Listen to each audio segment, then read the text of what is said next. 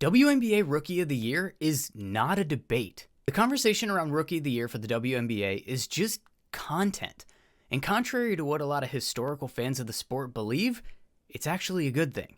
And what these women are accomplishing is absolutely remarkable. Both of them were playing college basketball 3 months ago.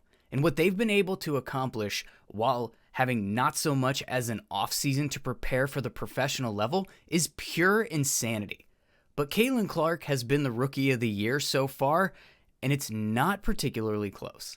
Let's start where everyone else in the world of sports starts when they make a point, the stats. And I pulled all of these on the 17th of July before games started. So whatever has happened between then and whenever you're watching this video, I can't do anything about that. That's just how sports work. And from what I pulled at that point in the season, Caitlin Clark is outperforming Angel Reese in almost every major statistical category except for rebounds. She's scoring more at 17 a game versus 13.5. Assists aren't even remotely close at 7.8 to 1.8. Angel Reese takes it in rebounds at 11.9 versus 5.8, and they're almost identical on steals, and Caitlin Clark actually blocks more shots and also turns the ball over more. When you consider that Caitlin Clark is a point guard responsible for handling the ball on every possession, and Angel Reese is a forward who specializes in crashing the offensive glass, the categories like rebounds, assists, and turnovers all align with what you'd expect for players at their positions. And then Caitlin Clark wins everything else that they don't tie. And honestly, there are stats that Angel Reese should be better positioned to be ahead in, like blocks and shooting percentage, which are stats typically dominated by bigs in basketball, and at best, she's tied if not trailing Clark. And while many will point out Caitlin Clark's efficiency as a reason that she's not that good or whatever argument they're trying to make, these are rookies. Efficiency is almost always lower with rookies, and Caitlin Clark's efficiency is better than Angel Reese's. In fact, her shooting percentage at 40% is only 1 and 2 percentage points off of bona fide stars Sabrina Ionescu and Kelsey Plum. Her three-point percentage at 33% is also only 2 percentage points off of their pace on the exact same volume as Sabrina, which is the most three-pointers shot across the entire league. She also shoots 90% from the free throw line, and her effective field goal percentage is 50%, which is the exact same as Kelsey Plum and 1 percentage point off of Sabrina. And I'm comparing her to them because they're the best point guards in the W and on the best teams, and she's keeping their pace as a rookie. Also, because Angel Reese can only say that she has the same field goal percentage. The rest, Caitlin Clark is significantly ahead of her. And in case you were curious, they take almost the exact same number of shots per game, with Caitlin taking 12.9 and Angel taking 11.9. She's also setting records at every turn, including, but certainly not limited to, first rookie to reach 400 points, 150 assists, and 100 rebounds in a season, which she did well before the All-Star break. First rookie to record a triple-double, first ever 25-point, 10 assists, 5 rebound, 5 steal, 5 3-point game, first rookie with multiple 20-point, 10 assist games, and again, I pulled these stats yesterday, but I also saw in last night's game, she set a record for the most assists in a game ever. But they did lose that game. But I thought it was worth mentioning because she leads the league in assists. She's top 11 in scoring, top 5 in threes made, top 10 in steals. She's even top 16 in rebounds as a point guard. And that's the thing that Angel Reese does off the charts. And she's currently second, but it could really go either way between her and A'ja Wilson, depending on the day you're watching this video, because they were within 1 rebound of each other across the entire year when I pulled this stuff. She's an absolute monster on the glass. But the impact of that in the Rookie of the Year discussion becomes a bit less impactful when Caitlin Clark is also performing well at that particular stat. In fact, she's second among guards. Let's not get it twisted. I'm still saying Angel Reese is a better rebounder. That's obvious. But it's not like Caitlin Clark sucks at rebounding. And also, for Angel Reese's credit, she did set that double-double record at 15 straight, which is legitimately crazy, regardless of the stat padding accusations. But all in all, for individual stats, Caitlin Clark is outperforming Angel Reese pretty significantly. So the next argument I've seen a lot of is impact on winning, which is hilarious because rookies almost never impact winning in sports, especially basketball. But let's do it in the way that I believe is most representative of a rookie's impact on winning is to look at team improvement year over year. The Chicago Sky's winning percentage last year was 45%, and this year it's 41%.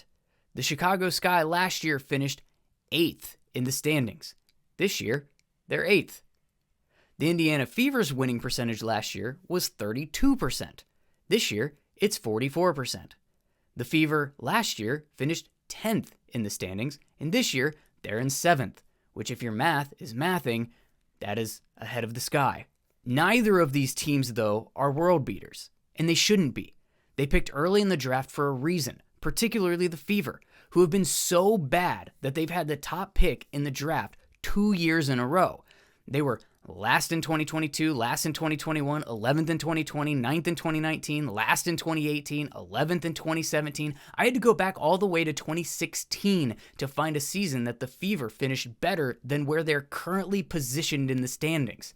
They were dead last in 3 and 11th or worse in 5 of the last 7 years, and the other 2 were 9th and 10th.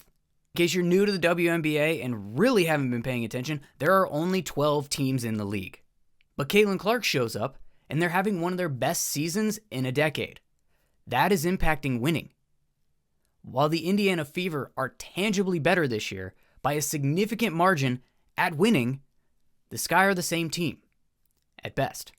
And what makes all of this most impressive is when you consider the game planning aspect of basketball. Caitlin Clark is doing all of this while being responsible for running an offense and with the defense selling out to stop her on every possession. She's number 1 on the scouting report for every team they face. What team is selling out to stop Angel Reese if it's not 10 seconds to go while she's trying to get the last shot up to get her double-double streak to keep going? This is not an anti-Angel Reese video, but that was not a good look. Caitlin Clark got thrown into the fire, playing more games than anyone else against the best teams in the league to start the season and her career. Starting the season, which began on May 14th, until June 2nd, the Fever played 11 games, 6 of those against the teams who finished top 3 last year. They had to face the Liberty and the Sun twice each in their first 4 games, and later got New York again on the second night of a back-to-back, plus a game with the defending champs in the mix there as well. It took until their 5th game of the season to just not face a title contender. For comparison, the Chicago Sky played 7 games in that same period of time, 4 fewer, and only played a top 3 team twice. They had no back-to-backs, and only twice did they have less than 3 days off between games. And on the whole season, they've only played the top 3 group 8 times.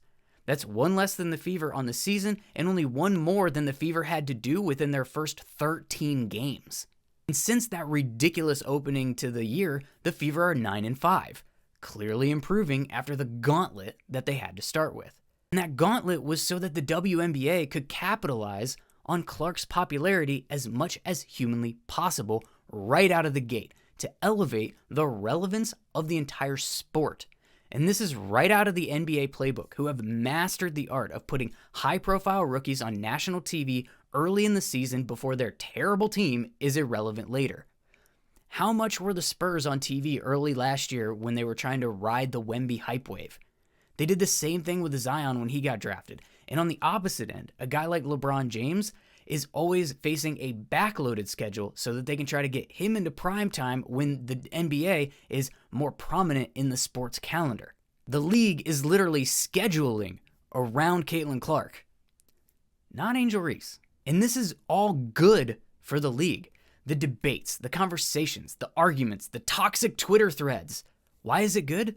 For the popularity and relevance of the sport.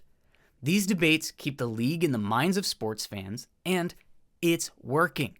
Attendance is up. Viewership is up. Look at the All-Star voting comparisons to last year. Not just who's at the top of the voting, which is Caitlin Clark, but look at the amount of voting happening. A'ja Wilson was the top vote getter last year. She's 3rd this year, but her number of votes had grown by 534% compared to last year. That is an extreme influx of new fans to a sport that aren't just watching this incredibly popular rookie class. And fans should be happy about that. Even if that means you have to let people who are just now taking an interest, take an interest in your sport. Because this sport is growing right before your very eyes. And it's doing it on the backs of not just Caitlin Clark, but Angel Reese as well.